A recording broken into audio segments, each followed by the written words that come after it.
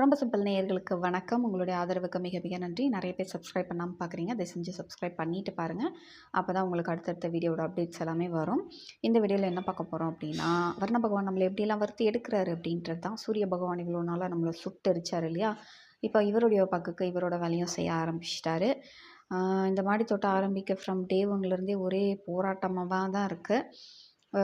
3 மூட்டை தேங்காய் நார் கழிவை வந்து ட்ரம்மில் போட்டு ஊற வச்சுருக்குங்க. 3 நாளாக ஊறிட்டுருக்கு. காய போடவே முடியல. ஏன்னா 3 நாளாக விடாமல் மழை பெய்யுது.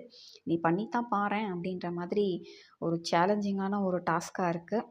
கொஞ்சம் ஒரு நாள் மழை வெயில் அடிச்சிருச்சுன்னா போதும், மழை ஸ்டாப் ஆகி காய போட்டுடலான்னு பார்த்தா மக்க வைக்கிற ப்ராசஸ் ஸ்டார்ட் பண்ணுறதுக்கே பெரிய டாஸ்க்காக இருக்குது. எப்படியாவது மழை நின்றணும்னு வேண்டிக்கிட்டே இருக்கேன். அப்போ தான் வந்து அந்த தேங்காய் நாரை காய போட்டு மண் கலவெல்லாம் ரெடி பண்ண முடியும். பார்ப்போம் கருணை காட்டுறாரா இல்லையான்ட்டு.